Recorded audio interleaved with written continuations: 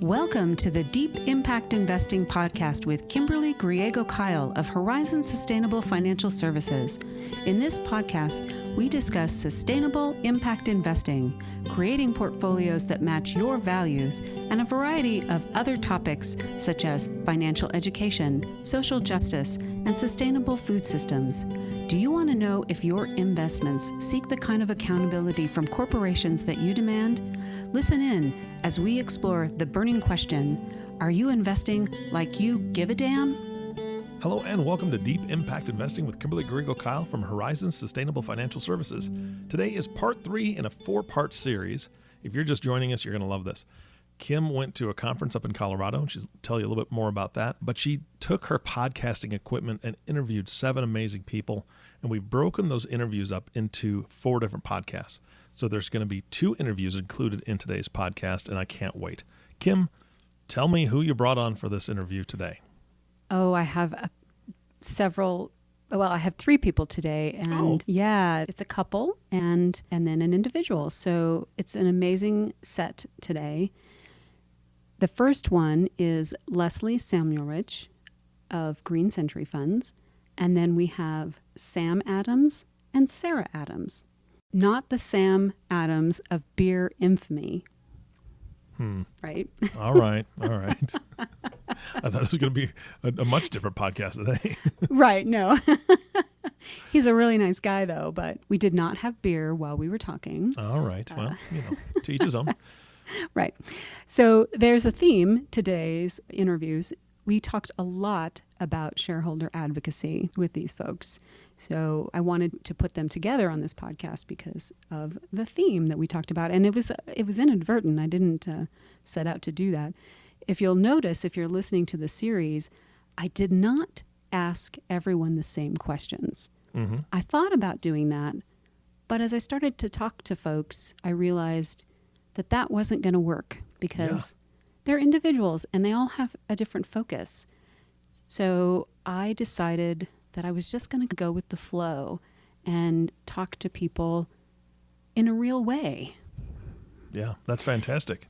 Yeah, and that's kind of what happened. So Leslie Samuelrich is the president of Green Century Funds, and I've known Leslie for a very long time, and we've talked so much about shareholder advocacy. Green Century Funds is probably, I believe, the first family of mutual funds that did the fossil fuel-free system. And they do it very well. They really do so much work in the shareholder advocacy arena. And they have had so much success this last year in their shareholder advocacy work. Leslie told me a very interesting fact that she's going to share with us, and it's going to blow your mind. So let's listen to what Leslie has to say. Sounds good. And can't wait to hear what you think.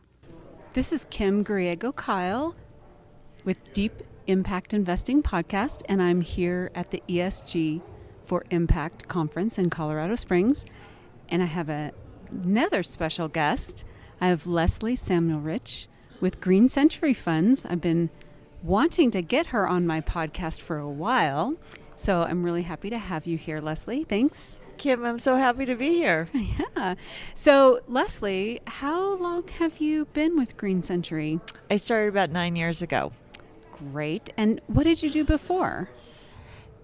It's a good question. I don't have the usual path to be running a mutual fund company. I spent about 30 years working in the environmental and public health fields, so working for nonprofits and helping lead campaigns to get either state advocacy legislation passed or to organize to press companies to make changes. Well, it's very similar to what you're doing now with Green Century. Right, and that's partially, in the last job I had, I was chief of staff at a group called Corporate Accountability, and they ran global public health campaigns, and that's where I first got introduced to shareholder advocacy as a strategy and tactic to use. Great. I want to talk actually, I want to talk a lot about some of the great campaigns that you had and the successes that you've had recently with the advocacy. Sure. So tell me what your favorite or what you feel is your most successful campaign recently. Oh, there's so many. I know. We could probably talk for an hour on them, but let's talk about them. Okay. So what's exciting for you? Well, I really like the plastic pollution prevention campaign that we launched. Yes, you mentioned that earlier, and you told us something that made my jaw drop. So share that with us. I think the fact you're referring to is that people, through the food they eat, ingest a credit card's worth of plastic each week on average. I couldn't believe that. I know. When I read it, my jaw dropped, and I sent it to our advocate, and I said, have you fact checked this? Is this true? And unfortunately, it is true. And it's because when fish and other water mammals are swimming, or animals are swimming, they mistake plastic for food. And so they can't tell the difference. And so there's, small pieces of plastic and medium-sized pieces of plastic. And so they eat them. And then it moves through the food chain. That just blows my mind. Podcast 53 that I did was about what is really sustainable seafood. And it's right. really difficult to determine what or if there is sustainable Right. seafood. And that was one of the things I discussed, is how much plastic is in our oceans and how much the fish and the seafood are, eating. Right. And wow. Well, do you remember, it was a couple years ago when there was a photo that it felt like it went around the globe with the turtle with the straw stuck in its nose? Yeah. And so that's when we first started really paying attention to the issue more and said, okay, well, what as Green Century can we do about it? We'd already been supporting general recycling and reduction pieces, but we decided to dive in last year on it. And to get back to your actually original question, one of the successes that was most exciting is probably getting Coke to pledge to reduce its use of virgin plastics. And so it will reduce it by 3 million metric tons by 2025, which is the equivalent of 200,000 bottles a day.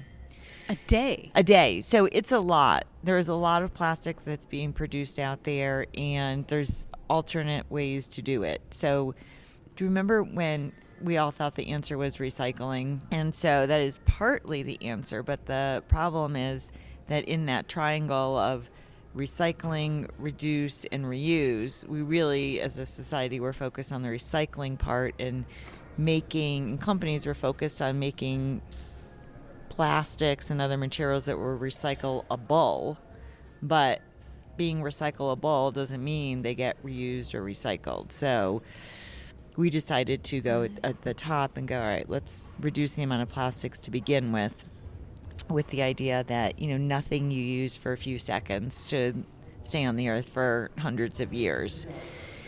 Brilliant. So that's what we did, and we had a lot of success this year. I think a lot of things lined up, and corporations were starting to think about it already, or were receptive to investor interest and pressure on it. So we're going to keep going on it next year too. Great. Yep.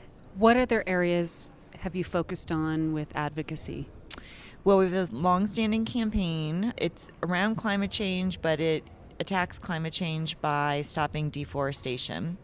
So we focused on the whole supply chain of palm oil and soy, and a little bit on cattle. So palm oil has been in Southeast Asia, and soy is the main driver of deforestation in Brazil and parts of Latin America. Oh, I didn't know that. That's interesting. Mm-hmm. Yep, and cattle too in Brazil. And so we have been doing that for a long time, and we expanded to the boreal forest this year in North America to pressure Procter & Gamble to stop using old growth forest for its products like Charmin and Bounty in particular. And we've made some progress with them. We're looking to make some more. And then an exciting campaign. There's 2 new ones we're starting this year. Oh, I love exciting. So tell me. Okay, Yeah. so I hope you find it exciting. So one is... I love advocacy. It is exciting to me. So yeah. Good. I think that's where public equities really make a difference. Yeah, So I agree. You have to have that to be able to show your clients and be able to actually go, my investment is doing this. Right. Yeah, what's the actual impact? Right. Yeah. Beyond the moral alignment. So the first campaign is around right to repair, or repair, don't replace, which is allowing customers and consumers to get their products like an Apple phone or all the way up to a big John Deere tractor to get it repaired in the way we want it to be. Right now, if you don't get your phone fixed by Apple, your warranty is voided. And I bet a lot of people don't know that. But Apple makes it pretty difficult to get your phone repaired, and really they want you to replace it, which is part of the whole disposable economy. And right. So we filed a shareholder resolution with them, and we also just recently filed one with John Deere because it's a lot bigger than a phone. But right. For farmers, if their tractor breaks down, they're only allowed to have a John Deere licensed person fix it, which it's a monopoly on the fixing, and it raises the cost for farmers. And so people really just want the right to repair. So it's both an environmental issue for us, but it's also just really a consumer issue. Consumer rights, really. Yep. Yeah. Mm-hmm. Yeah. What's the other campaign? The other one is around ensuring our future. That's the name of it. And it is to stop more fossil fuel projects. So, as you know, we're the first family of fossil fuel-free, responsible, and diversified mutual funds in the U.S. Which is one of the reasons we love you. Thank you. And we need to still put more pressure on the fossil fuel industry to really stop doing what they're doing and to pivot into cleaner energy, or to get smaller and phase out of business. So one of the ways to stop new projects from starting is to pressure insurance companies not to provide underwriting services for them. Because a fossil fuel company can't go forward with a new project unless it's insured. And clever. Yes. So we are targeting some of the larger insurance companies, many of them out of Hartford, Connecticut, which was once the insurance capital of the world, and where my grandparents grew up. And we are really excited about it because it's another way to put pressure on this industry that has really driven climate change. And so for our investors, and I think a lot of your, if not all of your investors, that is a huge issue, and one that is sometimes hard to figure out beyond what you do in your own life, how you can make an impact on it. It's a little overwhelming. So it is, and our clients really want to know that their investments are making an impact. Of course. So I want to thank you for the work that you're doing in that area, and I think our clients want to thank you for that too. Well, thank you. I mean, we really appreciate you and your clients, because none of it would be possible unless people were investing in Green Century. And also the amount of investors that we have behind it and the feedback we get helps shape the campaigns and what investors really care about. So we really appreciate you and all that the firm does, and I hope many more people find you so that they can thank you. They can make an impact through their investments too. Great.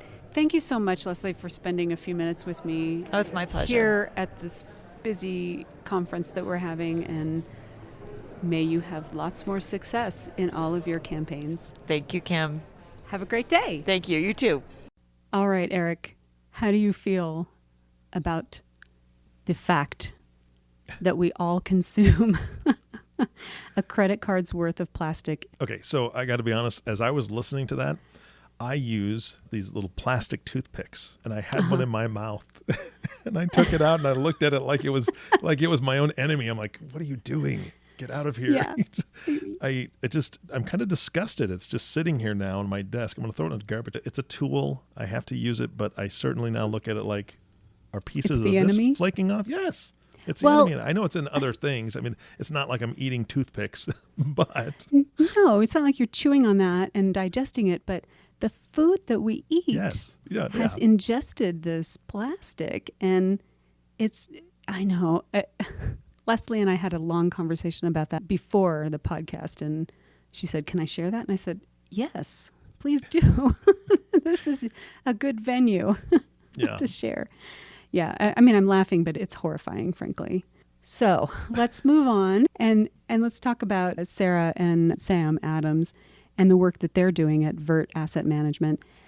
They run a fund that is focused on sustainable real estate. And I think a lot of people think, well, how's real estate sustainable? And they're going to talk about that and share a little bit about their process.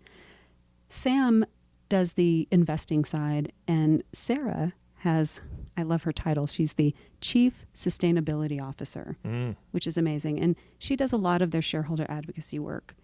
And I really like their process and what they do. And let's listen to them talk about their shareholder advocacy and the sustainable real estate market. Perfect. This is Kim Griego-Kyle with a Deep Impact Investing podcast. And I'm here again at the ESG for Impact conference. I have an interesting couple who actually work together in this industry. I have Sam and Sarah Adams. Not the Sam Adams, but the Sam Adams.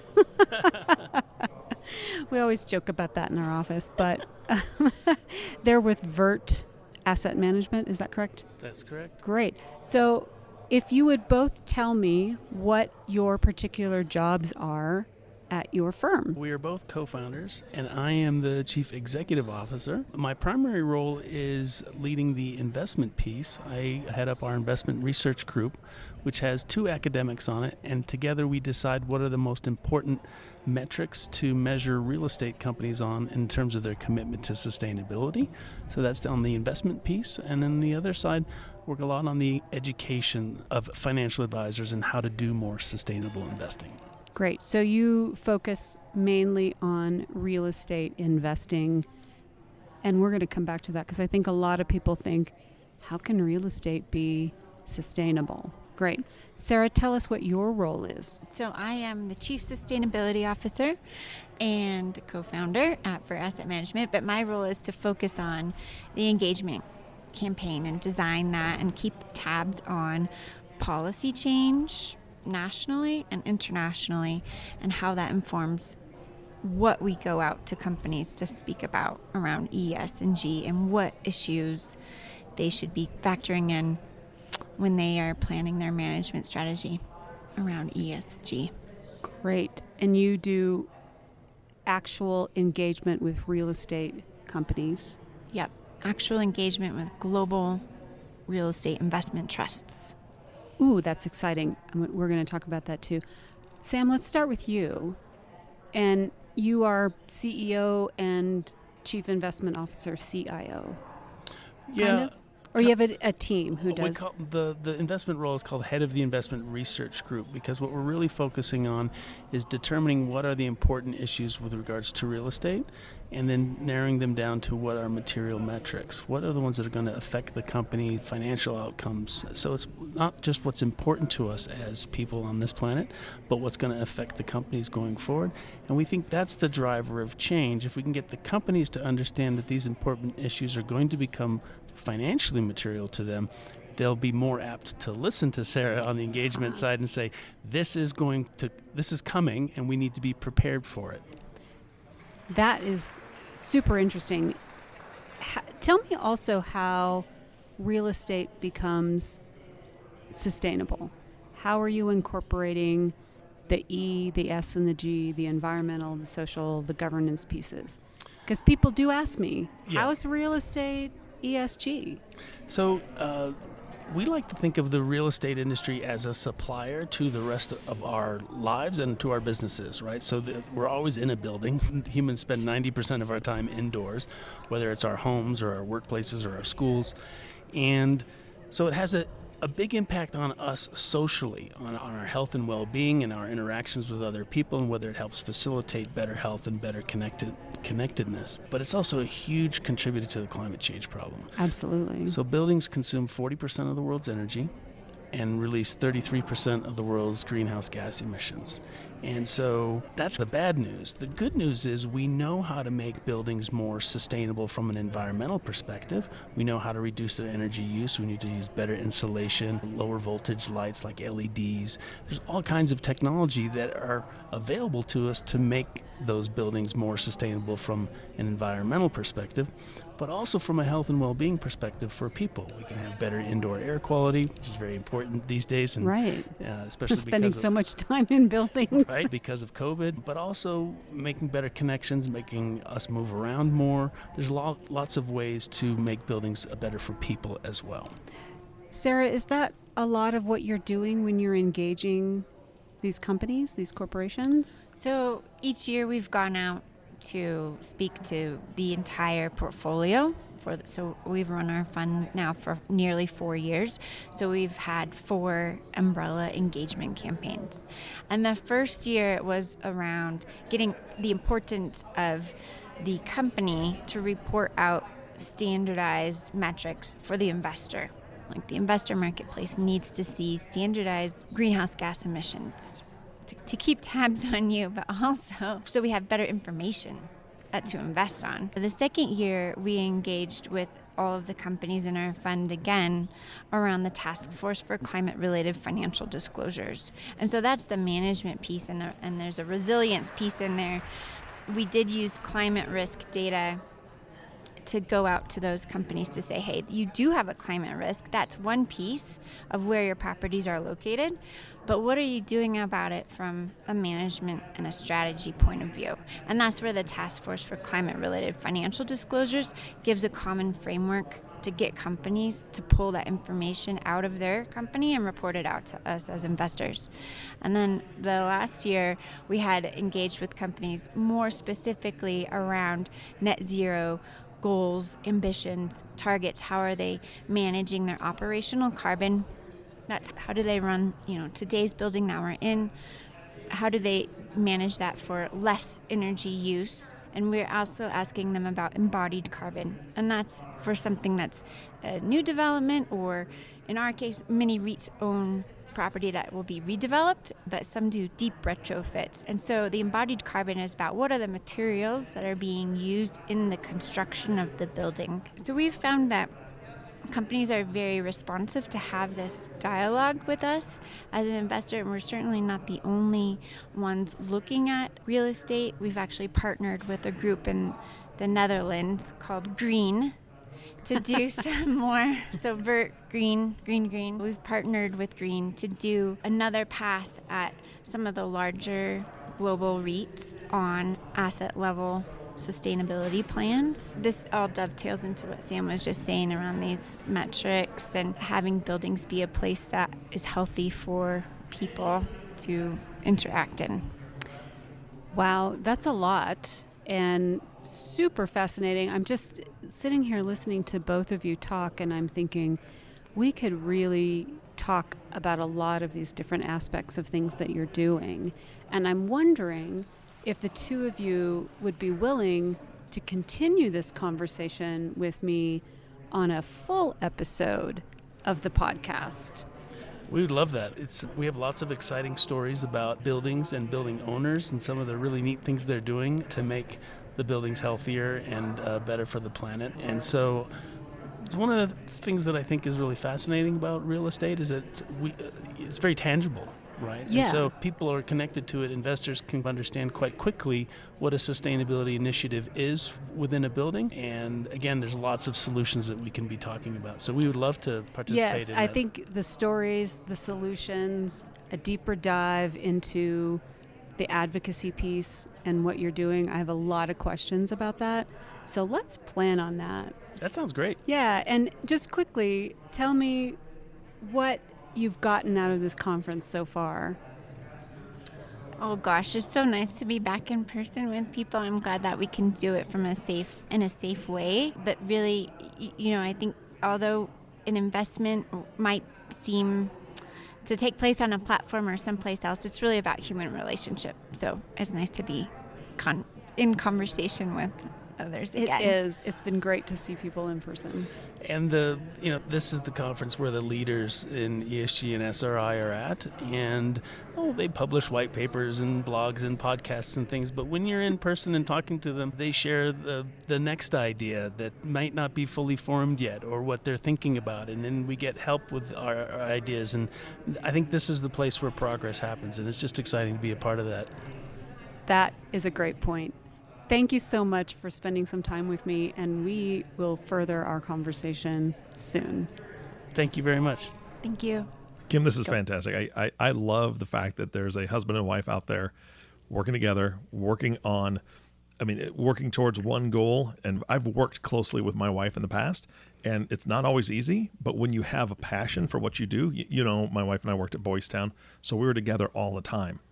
And it's hard. It's very difficult it's still difficult, but what binds you together, what really, really glues you together is that one primary focus on making a difference. And so for them, obviously that's where their heart and their passion is. And I loved it. It was great. It was. And they seem to work incredibly well together, and I really enjoyed that about them. I did ask them if we could further their conversation and have them on a full podcast. And they were, of course, thrilled. And that's awesome. Yeah. So I think we'll bring them back and talk a little more in depth about really what sustainable real estate is, because we just skimmed the surface here. Mm-hmm. And, it's an interesting topic. And so we talked about sustainable real estate. We talked about shareholder advocacy in that realm. We talked about the Green Century funds, and a little bit about the zero carbon energy process, and of course, a lot on shareholder advocacy. These are funds that we do use in our portfolios, and if listeners are interested, they want to know more about this, I hope that they will contact us. They can email me at kim@horizonssfs.com or call me on the phone, 505-982-9661. Perfect. I appreciate you always making yourself available to anybody who has questions and wants to know more, because you're an educator at heart. That's why you started this podcast. And so I just want to thank you so much for, again, doing these interviews, bringing these people on the show, and doing everything you can to make a difference. That is my goal. And you're right. I am an educator at heart, and I do focus on that with clients. I tell them education is key. Yeah, so absolutely. Keep it going. Well, we're here to educate you, audience, and I say we, I mean her. It's just all her. But the thank you gets to come from me here at the end. Thank you so much for tuning in and listening to the Deep Impact Investing Podcast with Kimberly Kyle. If you have not subscribed to the podcast yet, please click the subscribe now button below. This way, when Kim comes out with a new podcast, it'll show up directly on your listening device. This makes it much easier to share these podcasts with your friends and family. Again, thanks so much for listening today. For everyone at Horizon Sustainable Financial Services, this is Eric Johnson reminding you to live your best day every day. And we'll see you next time. Thank you for listening to Deep Impact Investing, the sustainable, responsible impact investing podcast that shows you how to invest like you give a damn. If you have questions about this podcast or topics you'd like to hear addressed on an upcoming podcast, email us at kim@horizonssfs.com. Join the conversation on Twitter at horizonssustfin, or give us a call at 505-982-9661. Don't forget to click the subscribe button to be notified when new episodes become available. The companies we may speak about during our podcast are not recommendations for investment. Only you and your financial advisor can determine what the right investments are for you. Horizon Sustainable Financial Services, Inc. and its financial professionals do not render tax or legal advice. The information covered and posted represents the views and opinions of the host and or guest, and does not necessarily represent the views and opinions of Horizon Sustainable Financial Services. The content has been made available for informational and educational purposes only. The content is not intended to be a substitute for professional investing advice. Always seek the advice of your financial advisor or other qualified financial service providers with any questions you may have regarding your investment planning. None of this content may be used or duplicated without the express written agreement of the podcast host.